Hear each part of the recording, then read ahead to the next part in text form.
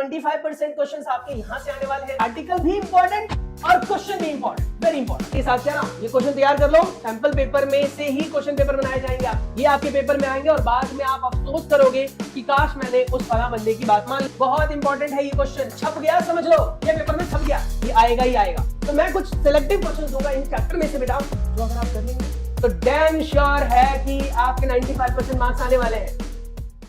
Hello प्यारे बच्चों, कैसे हैं आप सब? मैं कमल कुमार आपका आपके चैनल कॉमेंट क्लासेस में स्वागत करता हूं बच्चों। तो आज हम बात करने वाले हैं एसएसटी के उन क्वेश्चंस के बारे में जो आपके पेपर में डैम श्योर आने वाला है। ये मैं आश्योर कर रहा हूं, गारंटीड है ये कि इनमें से क्वेश्चन ही आने वाले हैं आपके। तो अगर आप लोगों ने अभी तक एसएसटी के बारे में बहुत कम पढ़ा हुआ है या फिर सीरियसली नहीं पढ़ा, क्योंकि हम ज्यादातर टाइम जो है मैथ और साइंस पर फोकस करके रह जाते हैं, तो एसएसटी और बाकी सब्जेक्ट्स हमारे थोड़े से वीक हो जाते हैं। तो अगर आप चाहते हैं कि आपके मार्क्स एसएसटी में अच्छे आए, आपके मार्क्स जो है इकोनॉमिक्स, हिस्ट्री सब में अच्छे मार्क्स आए, तो आपको इस वीडियो को लास्ट तक देखना चाहिए। अगर आपको बेटा वीडियो पसंद आए तो चैनल को सब्सक्राइब करना बिल्कुल ना भूलना। चलिए शुरू करते हैं हमारी आज की क्लास को, जिसके अंदर हम बात करने वाले हैं क्लास 10th के social science paper leak questions के बारे में। सीबीएसई बोर्ड का ये क्वेश्चन पेपर है। आप अगर किसी और बोर्ड में बेटा, जैसे कि जनरली आप एचबीएससी, आरबीएससी या फिर महाराष्ट्र बोर्ड वगैरह में, तो वहां के लिए भी ये क्वेश्चन बहुत इंपॉर्टेंट है।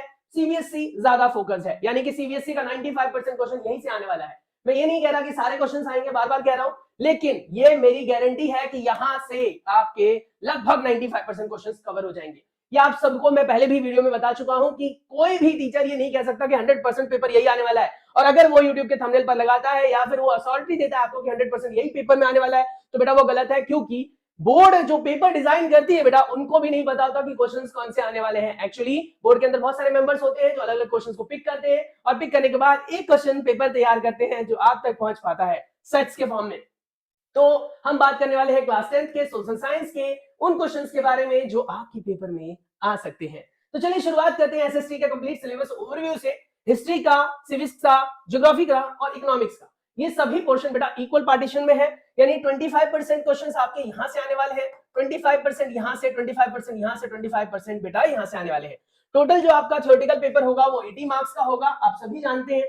20 मार्क्स के क्वेश्चन आपके इंटरनल जो आपके टेस्ट वगैरह होते हैं या फिर आपके प्रोजेक्ट फाइल वगैरह बनाई जाती है बेटा, उनके भी पर आपके 20 मार्क्स जो है वो आपको दिए जाते हैं। और अगर आप प्राइवेट बोर्ड के अंदर है, प्राइवेट में है, मतलब प्राइवेट बोर्ड तो नहीं, एक्चुअली प्राइवेट स्कूल में है, तो यहां से मैं गारंटी कह रहा हूं कि आपको 18 से नीचे नहीं मिलने वाले हैं। और अगर आप गवर्नमेंट में है तो 17 से नीचे नहीं मिलने वाले। तो इतना आप समझ लीजिए कि यहाँ पर 18-17 मार्क्स आपके पक्के हैं।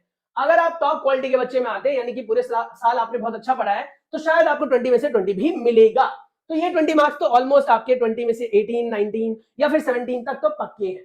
बात आ जाती है कि इस 80 मार्क्स के क्वेश्चन को कैसे हम तैयार करें जिससे कि बोर्ड में हमारे अच्छे मार्क्स आ जाए।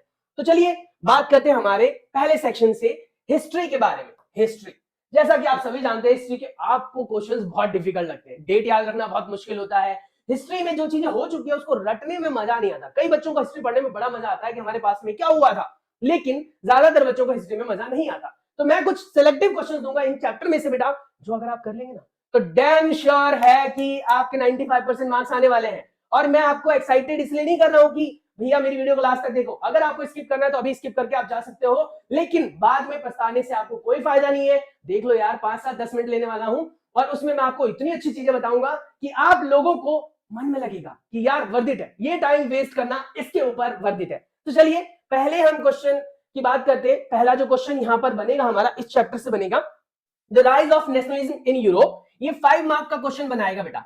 अब इसके अंदर कितने एमसीक्यू आने वाले हैं, कितने 2 मार्क के क्वेश्चन आने वाले हैं, वो मैं आगे बताऊंगा। B continue with this video. Now nationalism in India, ये आपके पास बेटा 5 मार्क का यहां से क्वेश्चन डिजाइन होगा। उसके बाद the making of global world, 3 marks का क्वेश्चन बनाएगा यहां से। The age of industrialisation, the age of industrialisation, ये 4 नंबर का क्वेश्चन बनाएगा। और प्रिंट कल्चर, ये आपका 3 नंबर का क्वेश्चन बनाएगा। ठीक है, ये ध्यान रखना। टिप और ट्रिक्स में क्या है, please revise these question and answers 1 in a week, यानी जो क्वेश्चंस मैं आपको प्रोवाइड करने वाला हूं, हफ्ते में एक बार बस इसे पढ़ लेना है। रटना नहीं है, रट्टे नहीं मारने बेटा, सिर्फ पढ़ लेना है, लैंग्वेज समझ लेनी है, डेट वगैरह अपने आप याद हो जाएंगे। बहुत सिंपल सा ट्रिक है। तो चलिए शुरू करते हैं। तो हमारे पास ये है बेटा पहला चैप्टर, चैप्टर नंबर 1 है। आपकी बुक के अंदर कौन सा चैप्टर है वो आप देख लेना। चैप्टर नंबर 1 है the rise of nationalism in Europe. 5 mark का क्वेश्चन बनेगा और यहां से बेटा 5 नंबर का ही एक क्वेश्चन आता है।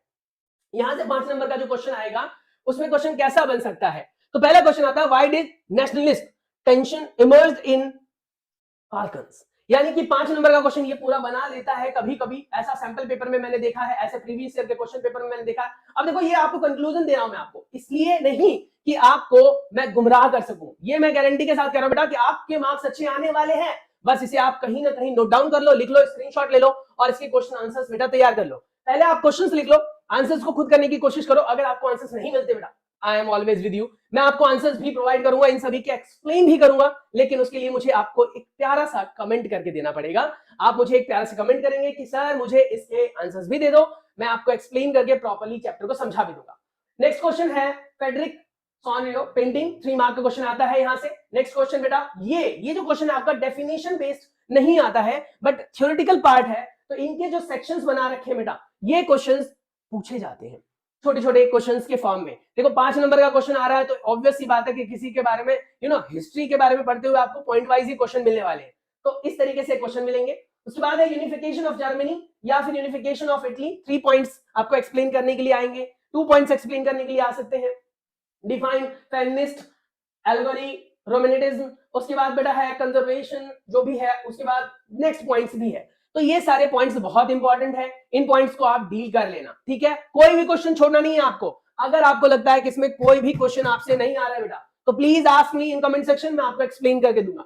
नेक्स्ट आता है what happened in economy hardship in 1830 in Europe, ये 5 नंबर का क्वेश्चन बना लेता है पूरा का पूरा, ध्यान से देखो यहाँ पर। उसके बाद है analyse the decisions taken by the conservatives at the Congress of Veena in 1815, the year. 5 marks का क्वेश्चन बनाता है ये सारे क्वेश्चंस बहुत इंपॉर्टेंट है। चलिए नेक्स्ट स्लाइड पर चलते हैं। हमारे पास है क्वेश्चन नंबर 8, 9, 10 और 11, ये 4 क्वेश्चन और इस चैप्टर से आप सोच के देखो यार कि आपके पास चैप्टर कितना बड़ा है ना, चैप्टर कितना बड़ा, उसमें से 5 नंबर का क्वेश्चन आने वाला है और वो 5 नंबर का क्वेश्चन इन्हीं 11 क्वेश्चन में से आपका अटक जाएगा। मैं ये नहीं कह रहा कि डिट्टो ऐसा उठकर आ जाएगा, चांसेस है, लेकिन कई बार क्वेश्चन बेटा सेगमेंट्स में आ जाते हैं, जैसे आधा इसमें से उठा लेगा कुछ एक्सप्लेनेशन वाला पार्ट, आधा इसमें से, यानी क्वेश्चन दे देगा, उसके पॉइंट्स बना देगा, पॉइंट नंबर 1 2 3 4 और उसको एक्सप्लेन करने के लिए आ जाएगा। आपको आसानी से कर सकते हो आप, बहुत आसान है। क्वेश्चन नंबर 8 में क्या कह रहा है, how would you evaluate Napoleon as administrator who created a more rational and efficient system, कैसे बना, क्या क्या बातें हुई, ये सारी चीजें आपको यहां पर एक्सप्लेन करनी है। नेक्स्ट है बेटा explain rise of Napoleon in Europe, Europe में नेपोलियन का राइज अप कैसे हुआ, कैसे उन्होंने ग्रो किया, कैसे वो आगे प्रोसेस कर पा रहे थे, वो सारी चीजें आपको यहां पर एक्सप्लेन करनी है, ठीक है। नेक्स्ट है question number 10, what is allegory, who were germanium and man.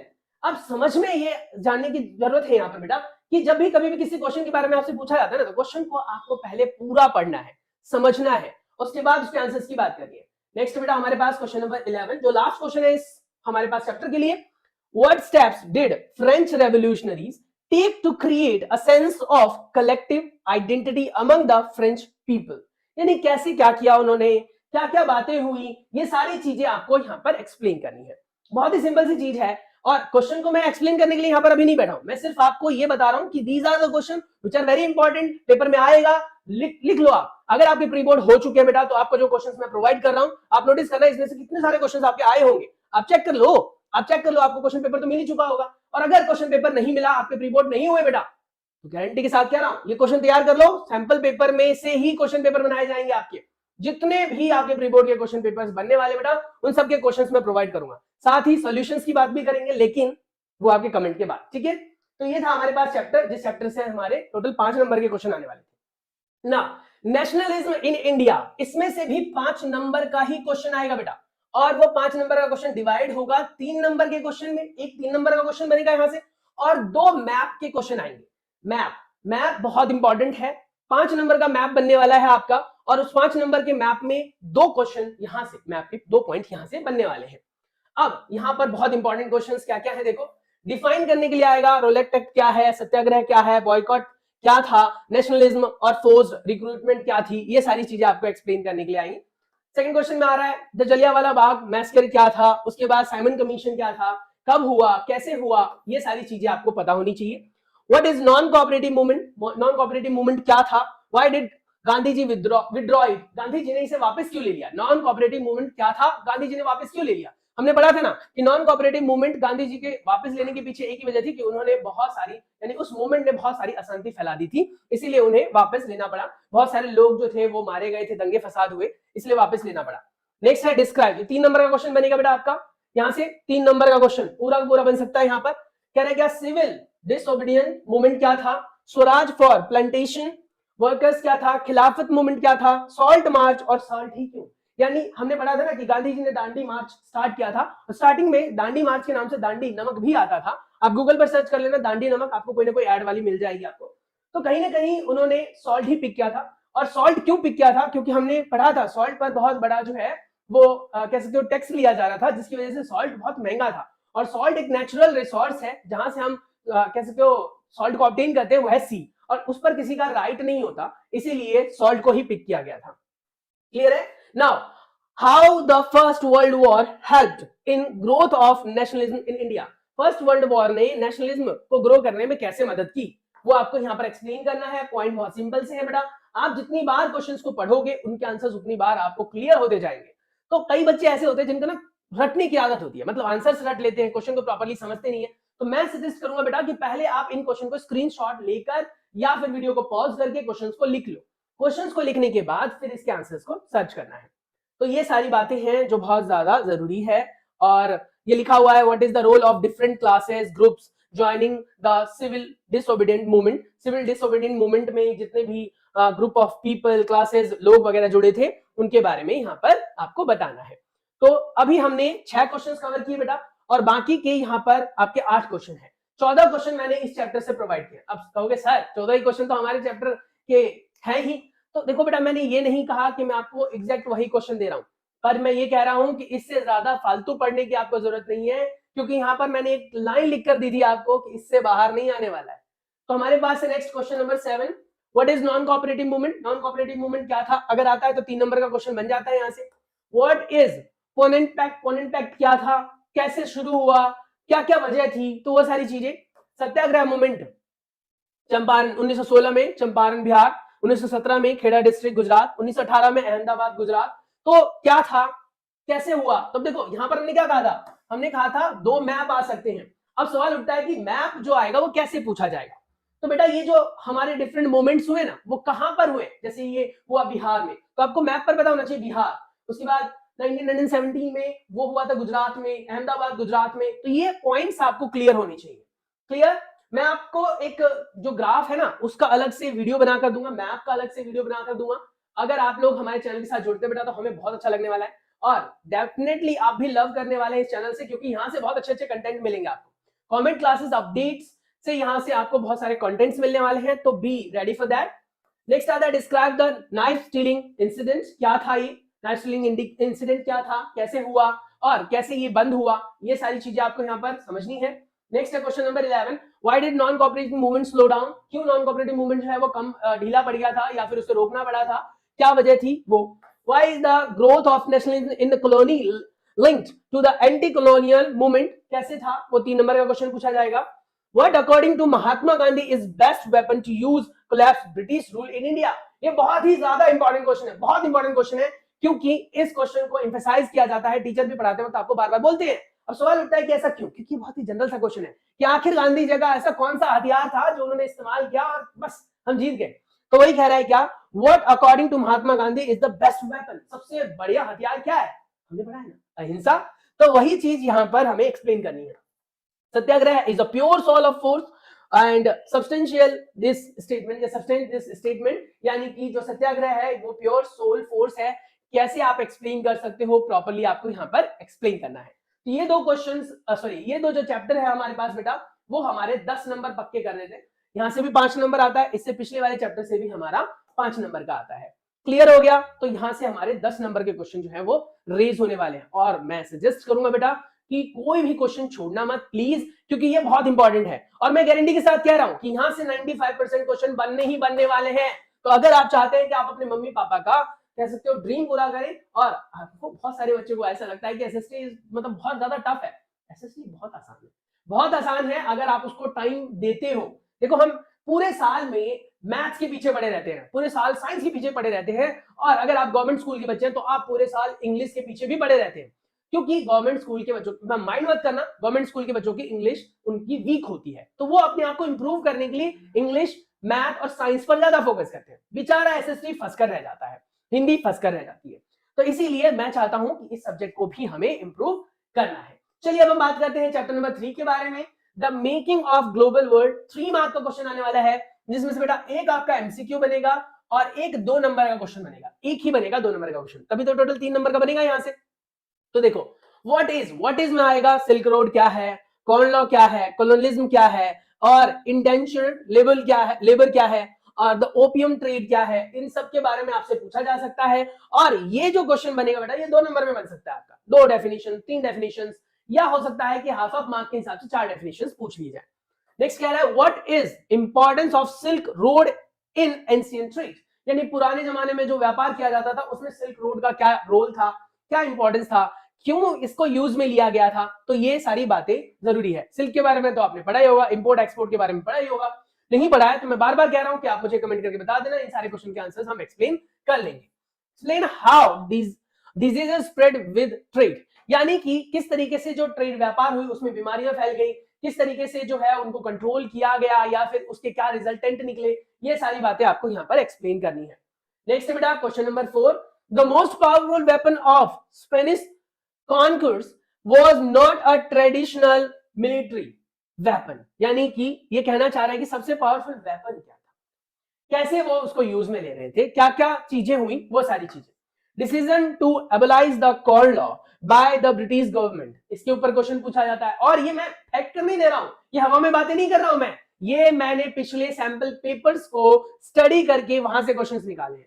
मैं ये कह रहा हूं ना, मेरी खुद की एसएसटी बहुत स्ट्रांग तो नहीं थी, पर हाँ मैंने एसएसटी में 88 मार्क्स स्कोर किए थे। 88 marks is not a bad score, अगर आप कंसीडर करें तो 88 मार्क्स बहुत अच्छे स्कोर कंसीडर किए जाते हैं जब आप एसएसटी की बात करते हो।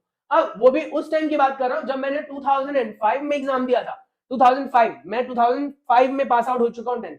अब उस टाइम से मैं जब एसएसटी की स्टडी करता हूं ना, तो मुझे पता लगता है कि कहां कहां पर मेरे से गलतियां हुई, जहां पर मैं स्कोर और अच्छा कर सकता था। तो वो गलतियां आपसे नहीं होने दूंगा मैं, नहीं नहीं नहीं, ये कसम खा रखी मैंने। तो इसीलिए बेटा इन सभी क्वेश्चंस को तैयार कर लेना। नेक्स्ट है आपके पास, explain how the global transfer of diseases in pure modern world help colonise और कॉलोनाइजेशन ऑफ द अमेरिका। तो ये कहीं ना कहीं क्वेश्चंस ऐसे हैं बेटा जो बहुत इंपॉर्टेंट हैं और यहां से क्वेश्चन बनेंगे। मैं चाहूं तो डायरेक्टली आपको क्वेश्चन पेपर का ना पीडीएफ भी प्रोवाइड कर सकता हूं, बट जितने पावर के साथ आपको यहां पर समझ में आएगा वहां नहीं आएगा। तो क्वेश्चन तो मैं यहां पर एक्सप्लेन बहुत थोड़ा ही कर रहा हूं, मैं एग्री करता हूं क्वेश्चन में बहुत थोड़ा एक्सप्लेन कर रहा हूं, क्योंकि एक्सप्लेनेशन वीडियो नहीं है बेटा, ये फिर बहुत लंबी चली जाएगी। टोटल हमारे पास 43 स्लाइड्स है, जो कि आप यहां पर देख सकते हो, मेंशन हो रहा होगा 43 स्लाइड्स है। अभी हम सिर्फ 9th स्लाइड पर पहुंचे हैं, हमारी हिस्ट्री भी कंप्लीट नहीं हुई है, ज्योग्राफी है, सिविक्स है और हमारे पास इकोनॉमिक्स है। तो ये सारी चीजें कवर करते तो बहुत टाइम लग जाएगा, इसीलिए क्वेश्चंस मैंने दे दी हैं, आप उसको कर लेना। उसके बाद the age of industrialisation 4 number का बनेगा बेटा। बहुत सारे वीडियो में मैंने देखा कि उन्होंने कहा कि ये चीज हट गई है, और इसमें किसी ने 6 मार्क्स का बना रखा है इसको, किसी ने 3 मार्क्स का बना रखा है, लेकिन बेटा ऐसा नहीं। और ये चैप्टर बहुत इंपॉर्टेंट है लेकिन बहुत आसान है। अब आसान मैंने क्यों बोला इसको, देखो 2 नजरिए हैं, एक तो सच में इसके क्वेश्चन बहुत सिंपल से आते हैं, दूसरा इसमें से जो क्वेश्चन आता है बेटा वो केस बेस्ड स्टडी आता है। 4 नंबर का पूरा केस बेस्ड स्टडी क्वेश्चन आएगा, CB stand for case based. Case based question आने के लिए जो है ना, वो आपके पास एक पैराग्राफ होता है, उसकी स्टडी करनी होती है, उसकी बातें आपको लिखनी होती है, कुछ बेसिक नॉलेज होनी चाहिए जो आपको पहले से होगी, तो आपको लिखने में मजा आएगा। पहला क्वेश्चन कहता है why did the industrial production increases in India during the first world war. First world war के ड्यूरेशन में इंडस्ट्रियल प्रोडक्शन क्यों बढ़ गई थी, क्या रीजन था, क्या वजह थी, एक्सप्लेन करना है यहाँ पर। आप देखो किसी भी क्वेश्चन के आंसर को देते हो बेटा तो गो विद पॉइंट वाइज। अगर आप पैराग्राफ के फॉर्म में लिखोगे ना तो टीचर इरिटेट हो जाता है, उसको समझ में नहीं आती चीजें और वो पढ़ता भी नहीं है। कई बच्चों ने तो हिसाब किताब लगा रखा है कि भैया 4 नंबर का क्वेश्चन तो एक भी लाइन का आंसर होना चाहिए, 6 नंबर का क्वेश्चन तो भैया एक पूरा पेज और दूसरा भी आधा पेज होना चाहिए कम से कम। ऐसा नहीं होता बेटा, आप क्वेश्चन के आंसर पॉइंट वाइज लिखना शुरू करो। आप सिर्फ पॉइंट से लिखो ना, दिमाग में एक साइकोलॉजिकल प्रेशर डाल दो टीचर के कि सर मैंने इसके बारे में 4 पॉइंट लिखे हैं, तो 4 पॉइंट के मेरे आधे आधे नंबर तो दोगे। तो इस हिसाब से कितने हो गए 4 लाइन में, 4 लाइन में आपको 2 नंबर मिल गए। वैसे अगर पूरा पैराग्राफ लिखोगे बेटा तो शायद आपको 2 नंबर पूरे नहीं मिलेंगे। तो गो विद पॉइंट वाइज, ये सबसे इंपॉर्टेंट की पॉइंट है एसएसटी में मार्क्स स्कोर करने के लिए। बहुत सारे टीचर कहते हैं अरे यार एसएसटी का पेपर है, ज्यादा लिखना है, शीटें भरनी है। क्यों भरनी है, जितना पूछा उतना लिखना है। जितना पूछा है उतना लिखना है, उतना ही लिखो, उससे ज्यादा क्यों लिखना है। तो ये सारी बातें आपको ध्यान रखनी है। Now, explain any 3 factors responsible for the decline of cotton textile industry in India in the middle 19th century. 19th century के बीच में कॉटन की जो टेक्सटाइल इंडस्ट्रीज थी उसको डिक्लाइन क्यों कर दिया गया था, क्या क्या फैक्टर्स थे, क्या क्या वजह थी, वो आपको यहाँ पर एक्सप्लेन करना है। ठीक है, ये जो क्वेश्चन बनता है बेटा, ये बनता था वैसे 2 नंबर के लिए। अब ये क्वेश्चन जो है केस बेस्ड स्टडी में आएगा तो शायद इसमें से 1 पॉइंट पूछा जाएगा। क्लियर है। नेक्स्ट आता है why was it difficult to get job in India factories and mills even when so many of them had come up in 19th century। यानी बहुत सारे जो जॉब थे, जॉब के अपॉर्चुनिटीज थी बेटा, वो 19th सेंचुरी में आई, लेकिन वहां पर उस टाइम जॉब लेना बहुत डिफिकल्ट क्यों था, क्या वजह थी 19th सेंचुरी में जॉब आसानी से नहीं मिलती थी, वो रीजंस आपको यहाँ पर एक्सप्लेन करना है। जॉब तो वैसे भी आपको पता है आने वाले टाइम में भी नहीं मिलने वाला है, क्यों, रीजन क्या है, इलिटरेट पर्सन। आप भी अगर अच्छा नहीं पढ़ोगे बेटा, अच्छा नंबर स्कोर नहीं करोगे, अच्छे आपके परसेंटेज नहीं मिलेंगे, तो आपको भी पता है कि आपके भी मार्क्स की वजह से जॉब नहीं मिल सकती है। तो अभी थोड़ी सी अगर हम मेहनत कर ले, अभी इन क्वेश्चंस पे फोकस कर ले, अगर अभी हमारे चैनल को सब्सक्राइब कर ले, तो फ्यूचर में शायद आपको अफसोस ना हो। चलिए नेक्स्ट हम बात करते हैं, how was foreign trade from India conducted before age of machine industry, explain. यानी कि मशीन इंडस्ट्री के, देखो यहाँ लिखा हुआ है ना मशीन इंडस्ट्री, देखो age of machine industry, machine industry के टाइम की बातें कर रहा है ये। How was foreign trade from India conducted before the age of machine industry, machine industry के एज से पहले फॉरेन ट्रेड को कैसे बैलेंस किया जाता था, कैसे कंडक्ट किया जाता था, इंपोर्ट एक्सपोर्ट कैसे होते थे, कैसे पेपर वर्क होते थे, वो सारी चीजें यहाँ पर लिखनी है। How did many Indian entrepreneur survive despite of tight economic controls imposed by the British government। तो ये क्वेश्चन भी बेटा पिछले सैंपल पेपर में आया हुआ है, जो पिछले सैंपल पेपर्स डिजाइन किए गए थे लास्ट ईयर बेटा, उसमें आया हुआ है। हालांकि लास्ट ईयर से इस ईयर में बहुत सारी चीजें प्लस और माइनस हुई हैं, लेकिन बेटा क्वेश्चन का लेवल जो है वो आप देखकर ही अंदाजा लगा सकते हो कि these are very simple question. चलिए अब हम बात कर लेते हैं अगले 3 क्वेश्चंस के बारे में। Explain 3 factors responsible for decline of cotton textile industry in mid century. ये शायद सेम क्वेश्चन रिपीट हो गया बेटा, यहाँ पर डिक्लाइन वाला था ना, यहाँ से सेम क्वेश्चन रिपीट हो गया, कोई बात नहीं, बट ये आप मेंशन कर सकते हो। Highlight any 5 points which enable the handloom sector score over machine made goods and face the competition. यानी कंपटीशन को कैसे फेस किया गया, 5 ऐसे पॉइंट के बारे में आपको बताना है जो कि हैंडलूम सेक्टर के अंदर प्रॉब्लम्स आई थी और उसको कैसे फेस किया गया था। उसके बाद नेक्स्ट है, how did cotton factories become intimate part of English landscape in the early 19th century. यानी कि 19th सेंचुरी के शुरुआत में जो मतलब इंग्लिश थे ना, इंग्लिश लोग समझ रहे हो ना क्या है इंग्लिश लैंडस्केप, क्या है ब्रिटिश, तो उस टाइम की बात कर रहा है कि कैसे उस टाइम जो है वो एक पार्ट बन गई थी उनके, कह सकते हो टेक्सटाइल इंडस्ट्री में एक बहुत बड़ा रोल प्ले कर रही थी। कॉटन का यूज बहुत ज्यादा होने लगा था, सिल्क का यूज भी हो रहा था, कॉटन का यूज भी हो रहा था। तो ये क्वेश्चन बेटा बहुत इंपॉर्टेंट है, आप मेंशन कर सकते हैं। चलिए हम बात करते हैं 5th के बारे में, यानी 5th चैप्टर के बारे में, जो हमारा है प्रिंट कल्चर। लास्ट चैप्टर है बेटा ये हमारे हिस्ट्री का ये लास्ट चैप्टर, टोटल 5 चैप्टर्स की बात कर रहे हैं हम, और टोटल उनका मार्क्स डिस्ट्रीब्यूशन जो है वो 20 मार्क्स का है, जिसमें अब तक हमने 17 मार्क्स को कवर कर लिया है। ये जो चैप्टर है बेटा ये 3 एमसीक्यूज के साथ आता है, यानी यहाँ से क्वेश्चंस बहुत सिंपल पूछे जाने वाले हैं, आपसे सिर्फ 3 एमसीक्यूज आएंगे इस चैप्टर में से। तो इसका मतलब यहाँ से क्वेश्चन बहुत बड़े नहीं आने वाले। वो बात अलग है कि मैंने यहाँ पर मार्किंग स्कीम डाली हुई है, लेकिन इस मार्किंग स्कीम का फिलहाल हमें फायदा नहीं होने वाला है। ये मैंने मार्किंग स्कीम डाली है प्रीवियस पेपर्स के हिसाब से, जो पहले पूछा जाता था कितने नंबर का, ये कितने नंबर का, वो कितने नंबर का, तो उस हिसाब से है। पहला क्वेश्चन है, what did spread of print culture mean in 19th century India, women, the poor and children. यानी इन सब के बारे में एक्सप्लेन करना है, आपको प्रॉपर्ली अंडरस्टैंड करना है। और बार बार मैं कह रहा हूं बेटा, हवा में बातें नहीं कर रहा मैं, ये आपके पेपर में आएंगे और बाद में आप अफसोस करोगे कि काश मैंने उस फला बंदे की बात मान ली होती, काश मैंने ये क्वेश्चंस कर लिए होते। आपने कई बार नोटिस किया होगा बेटा कि जब हमसे गलतियां हो जाती है तब हमें ऐसा लगता है कि काश मैंने ऐसा नहीं किया होता, या काश मैंने ये चीज कर ली होती, यही आंसर्स आते हैं ना हमारे माइंड में। लेकिन आखिर ऐसा क्यों नहीं होता कि उन गलतियों को करने से पहले ही हम गलतियों को रिड्यूस कर ले? होता है कभी ऐसा? नहीं ना। तो इसीलिए मैं आपकी हेल्प करने के लिए आया हूं, ये गलती आप नहीं करना, ये सारे क्वेश्चंस बेटा तैयार कर लेना, पेपर में आने वाले हैं। तो ये कहना चाह रहा है। उसके बाद है, provide evidence to support the claim that print culture had a significant impact on the social life of women in India। यानी वीमेन के सोशल लाइफ पर प्रिंट कल्चर का एक डायरेक्ट इंपैक्ट आ रहा था। क्या इंपैक्ट आ रहा था, क्या क्या रिजल्ट्स निकले, कैसे फायदे या नुकसान हुए, वो आपको यहाँ पर एक्सप्लेन करना है। नेक्स्ट कह रहा है third, how did mechanical print reach China, यानी मैकेनिकल प्रिंट जो थी वो चाइना कैसे पहुंची। देखो मैकेनिकल प्रिंट का मतलब समझ में आ रहा है ना, मशीनरी प्रिंट की बात कर रही है, ये आर्ट की बात नहीं कर रहा है। तो मशीनरी प्रिंट जो है वो चाइना में कैसे पहुंची और उसने किस तरीके से अनएम्प्लॉयमेंट को बढ़ाया या फिर कह सकते हो किस तरीके से मार्केट में डिमांड फैलाई, वो आपको यहाँ पर एक्सप्लेन करना होगा। उसके बाद है नेक्स्ट, वर्नाकुलर प्रेस एक्ट क्या था, नमरस प्रिंट बुक क्या थी और गुटेनबर्ग प्रेस क्या था, इनके बारे में बताना है आपको। उसके बाद मैन्युस्क्रिप्ट कैसे प्रिंट की जाती थी वो आपको एक्सप्लेन करना है, ठीक है। उसके बाद है बेटा प्रिंट कल्चर में बाकी के questions. How did China develop would block print, यानी चाइना के अंदर वुड ब्लॉक प्रिंट कैसे आया। Who bought it in Europe after 1295, यानी 1295 के बाद जो है यूरोप कौन लेकर आया इसे। उसके बाद कह रहा है how is the print involve in religion reform and Republic debate in India, ठीक है, ये आपको एक्सप्लेन करना है। उसके बाद कह रहा है विच न्यूज़पेपर डिड बाल गंगाधर तिलक राइट इन 1907, 1907 में कौन सा न्यूज़पेपर आया था वो बताना है आपको। Why are a group of people afraid of printing, यानी कुछ लोग जो थे प्रिंटिंग से डरते थे, क्यों डरते थे वो आपको बताना है। Why did Gandhi ji say that fight for independence of swaraj is fight for freedom of press, freedom of speech, freedom of society. Very very very important question, इसके आगे तो जितना भी लगाओ उतना बेटा छोटा है। ये क्वेश्चन आता ही आता है, आता ही आता है, लिख लो इसे, ये आता आता समझ लो, छप गया आपके पेपर में, ये समझ लो छप गया।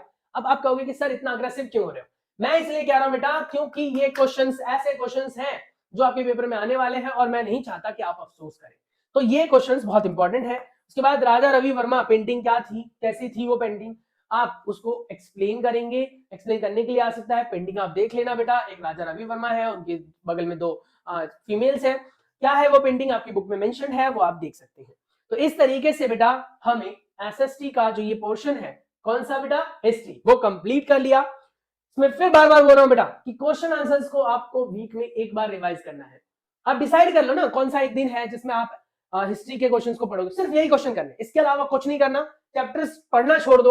अब अगर आपको लगता है कि टाइम है मेरे पास तो पढ़ो, नहीं तो बेटा क्वेश्चन आंसर्स करो, डू डेली क्वेश्चन आंसर्स। जितने ज्यादा क्वेश्चन आंसर्स करोगे उतना ही आपको फायदा होने वाला है, समझ रहे हो। तो बहुत ही आसान है, आप आसानी से कर सकते हो, इससे बाहर कुछ नहीं, सच में कुछ नहीं भाई, मजाक नहीं कर रहा मैं। चलिए, तो इस तरीके से हमने एसएसटी का कर दिया है गेम ओवर। एसएसटी पूरी नहीं हुई है भाई, एसएसटी का एक सेगमेंट कंप्लीट कर लिया है। जितनी बातें अब तक आपने सुनी बेटा वो आपके 25% एसएसटी के मार्क्स को कवर कर देते हैं। यानी कि आपने देखा बेटा कि हमारे पास टोटल 20 नंबर के क्वेश्चंस आने वाले हैं हिस्ट्री से, और हिस्ट्री का पोर्शन यहाँ पर आपका कंप्लीट हो जाता है। तो मैं चाहता हूं बेटा कि आप इस वीडियो के साथ आगे भी बने रहें, जिससे कि मैं सिविक्स, ज्योग्राफी और इकोनॉमिक्स के बारे में भी बताऊं तो आपको समझ में आ जाए। तो होपफुली यहां तक तो आपको सब समझ में आ गया होगा। क्लियर है?